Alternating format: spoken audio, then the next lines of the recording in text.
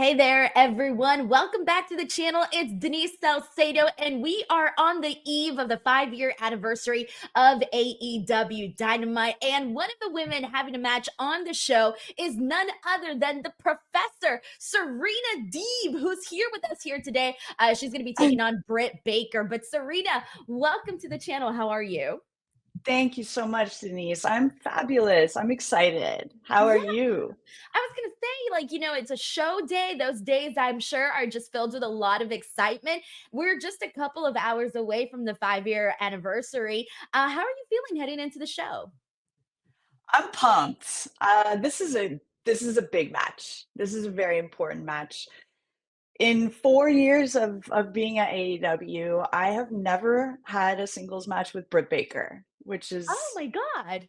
it's hard to believe. We've been in multi-women matches and four ways and stuff and things like that. But first ever singles match, she's an OG. She is a day oneer, first woman ever to be signed to AEW. And I was there shortly after that 4 years ago. And I believe that the two of us have both really helped the company grow in different ways and special ways. And so wrestling Britt in her hometown of Pittsburgh it's really exciting. I feel like of all the cities in the world to do this, Pittsburgh is the perfect place, and I'm You know, really looking forward.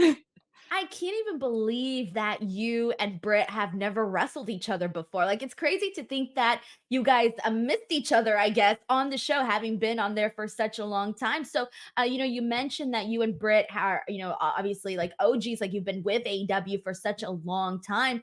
When you've seen Britt's path and like now that you're getting to wrestle her, like, what does that mean to you? It means the world to me. I mean, Britt and I have been in a lot of the same places. The Shimmer chapter, right? She came along a little bit after I had been in Shimmer, and so we missed each other there. And then, my prior chapter was coaching at WWE, and watching her start from day one at AEW was incredible. And she's the face of the division, as she calls herself. So 4 years later, I watched AEW from very first day, and while I was coaching, all I could think about watching AEW really inspired me, and I I knew that I wanted to be back in the ring, and I knew that I had unfinished business in the ring. And when AEW came around, it just invigorated something in me. I knew that this was the perfect place to come back, to get back in the ring, and to be with some of the greatest professional wrestlers in the world at a company that was hungry, right? It burst on the scene, and it quickly became a major player in the game. So, huge match. I think that both of us have had really different, but in a weird way, similar journeys. She just, did her climb back from going through some serious, brain related things. And last year, obviously, I shared that journey with the world as well. We've been through some similar things that I know were challenging for her because they were extremely challenging for me as well. So I think tomorrow, Pittsburgh, or today rather, Pittsburgh, I'm just so excited because this match means a lot to me, and I'm looking forward to whipping her butt in front of her friends and family in Pittsburgh. No, that's incredible. And also, it's so funny because we're talking this whole time, this interview, and I was like, wait a minute, today's Tuesday? I In my know. head, I was like, "It's Wednesday." I was like, "Oh, yeah, like, the show's just a couple of hours away," and I'm like, "Wait a minute, it's not even Wednesday." And right now, until you said it, I realized it, duh. I I have been so this past week and a half, I've been home for probably one full day. When I come home, it's like unpacking, repacking, laundry, all that stuff, and then let's go again, flight the next morning. So my schedule's I have no idea what day it is ever, pretty I much. I just know what flight I need to be on. That's amazing. I love it. I was like so like discombobulated on my dates here, but either way, tomorrow, FYI, guys, is the 5-year anniversary of AEW Dynamite. I'm so excited. I'm a day already. I'm a day ahead. I'm already here. I'm already ready. But Sarita, Right. you did mention something on the serious side of things, and you mentioned stuff that Britt Baker had been through and stuff that you had been through, which you spoke about on AEW, which you spoke about having suffered seizures. Now, I do want to first of all ask how you're doing right now, if that's, completely gone away, and, just how you're doing, and, what that time period was like for you, because I can imagine that during that time, you I don't know what you thought in terms of like whether or not your career would continue. And of course, like your life, which is the first and foremost. Yeah, absolutely. Well, there was definitely a lot of questioning about that. Am I going to get cleared? I worked with a lot of different doctors to try to pinpoint what caused it. I'm still a little bit uncertain about that. Well, quite uncertain about that actually. So, with going through seizures, I think it's very common for people to not totally understand what's causing it or what has caused it. And that is, you asked how I'm doing. I'm doing amazing. I feel amazing. And I'm so, so, so grateful that I was cleared to be back in the ring. Um, I think with seizures, because it's hard to know why they happen, there's always just a little fear in the back of your mind. Like, it's unexpected when it does happen. So there's just all I can do really at this point is really make sure that I'm conscious and um, very, very careful with things that are seizure triggers, such as not getting great sleep or just being overwhelmed with stress, things like that. Um, that's within my control. So those things are really important to me, and I make sure to never take my focus off of that. Um, and I think it's just going through something like that, it is important to identify, hey, what is in my control and what is not in my control. And everything that's in your control, you have to do it, you know. But I'm so happy to be back in the ring. This is Being in the ring is for sure greatest thing of my life. Always has been, always will be. And I don't take a day for granted. And this match is, I'm not taking this for granted either. And I'm really excited. I've said before regarding this match, this is a pay-per-view to me. This is the standard that I have set for previous pay-per-view matches. It's that same standard tomorrow, right? I'm going into this with eyes wide open, and I'm really looking forward to being in the ring with the OG, the face of the division, in front of her hometown. Um, and I'm expecting to get booed a lot, which is bring it on. The more, the better. So, Serena, I do want to touch on, just how different your career was, both in WWE and AEW, because I feel like we've seen like you might as well have been two different people. I feel like what we saw, like, with you part of the Straight Edge Society, of course, the iconic moment where you shaved your hair, well, rather when CM Punk shaved your hair off, and then all of the matches that we've seen here in AEW with the professor and just like all of that. And it really feels like two different people. How do you look at your WWE career, and how do you look at your AEW career in terms of this grand scope of, this long wrestling career that you've had? It's funny you say that because I feel the same way. I look back on those days and it feels like a different lifetime. It's really weird. I don't feel, I'm not the same person. I am on paper the same person, but mentally, physically, all these elements, I have grown so much. This was, 19 years ago now is when I first stepped in a wrestling ring at Ohio Valley Wrestling, very special place to me. And 20 years later, I'm wrestling at a level that I couldn't have imagined that I would wrestle at. Um, the WWE chapter, I was very young when I first signed with WWE. I was 22 years old. When I did the Straight Edge Society thing, I was 23. To me, that's a baby in the business.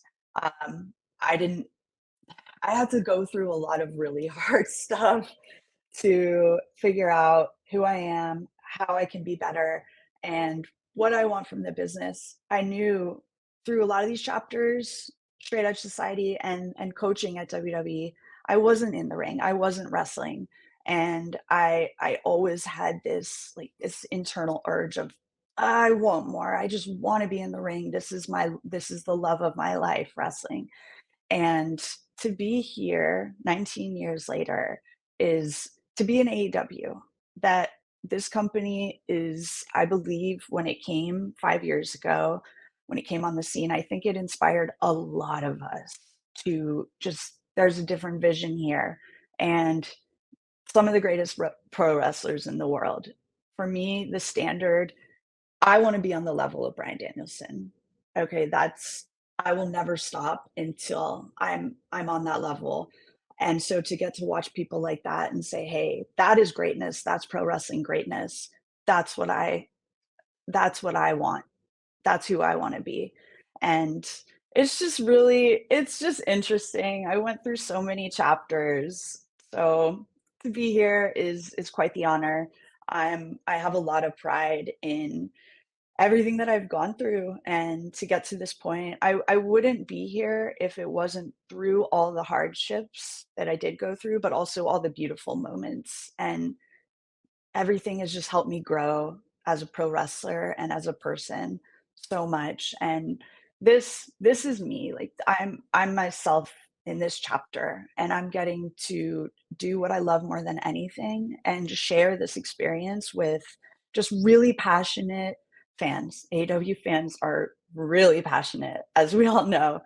So just to share this, I'm really honored that people are along for the ride, and those that have seen the journey have been there. And all I can do is every day, like I said, continue to be a better version of myself and continue to share my love of this amazing sport with everybody that loves it just as much. I love that. Now, how many times, Serena, do you get asked about the shaving of the hair moment? Like, you knew it was coming. Like, how many times do people ask you about it? Yeah, all the Every time, time. right? Every time. Every time, every autograph signing, every time I meet fans, they're like, "I didn't even realize that that was the same, I didn't know that was you," right? I mean, I obviously look like an entirely different person right now, but yeah, but to have that experience where people still bring that up, that was in 2010. So for people to still bring that up 14 years later, that, to me, that is an indication that that left an imprint on people's minds. And I remember feeling at the time, I was so scared to shave my head, obviously.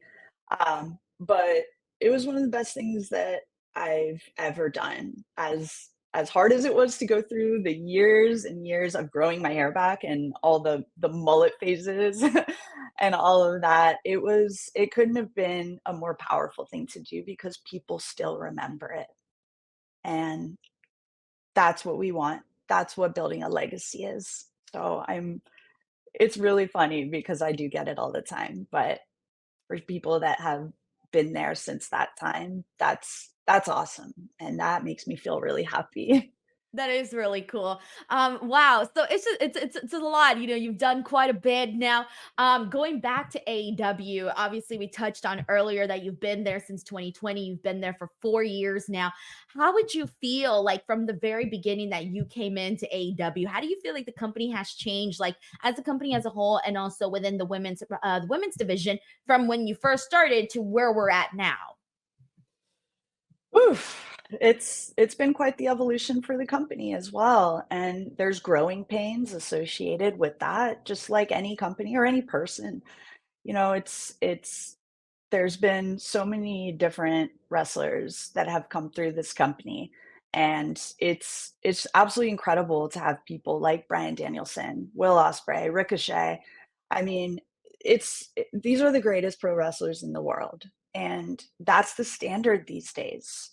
And so it's really cool to see. I mean, day one, having Kenny and the Bucks and Hangman and they're absolutely incredible. They're on that level of the best in the world. And just the roster keeps growing and it keeps expanding. And with the women's division, it's the same thing. I think that there were a lot of growing pains with that too, and the women just fighting for their time and fighting for their spots. And it's been a team effort.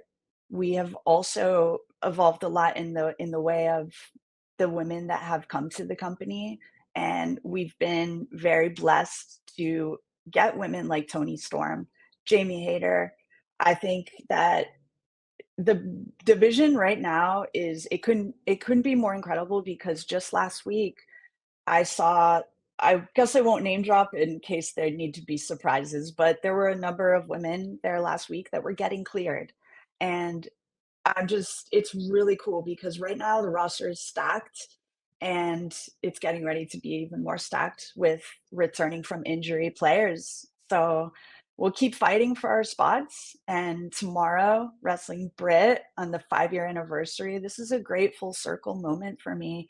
And it's cool to see from 4 years ago until now. I'm honored to be on the anniversary show because this place has rejuvenated my career and it's given me opportunities that I just could never imagine would have come my way after all those previous chapters. So I'm really pumped and I'm just honored to be a part of this locker room and continue to set that standard for myself as well. Before we do wrap things up, because I know we're pretty much out of time here, but Serena, I do want to ask you because you have wrestled so many different women on the roster, and AEW is full of people that had lengthy amounts of experience, short amounts of experience. There's a lot of different people with different stories there. Who are some of the women that you're like, keep your eye on this person? This person's going to be a big star. Like, who are some of those women? I would say Julia Hart for sure. I think that she's just put a lot of effort into evolving herself and her character and her in-ring work. She's a young talent that I see that I'm like, oh man, you have an incredible future in front of you. And the effort is there. She's not entitled. She's not ungrateful. She keeps going and she is somebody that I look at and I'm excited to see where she goes.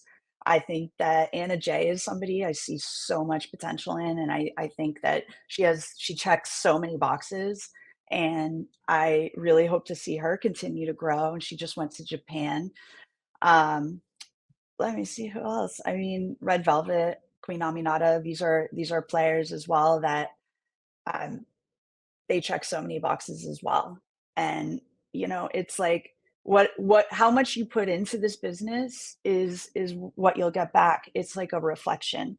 So, if you're not looking yourself in the mirror every day and saying, am I doing absolutely everything that I could be doing? Whether that's training in the ring, watching matches, studying your history, working out, getting your physique where it needs to be, practicing promos, all these things, then what are you doing? Right? You have to be honest with yourself and say, hey, am I really doing everything before you complain and before you moan?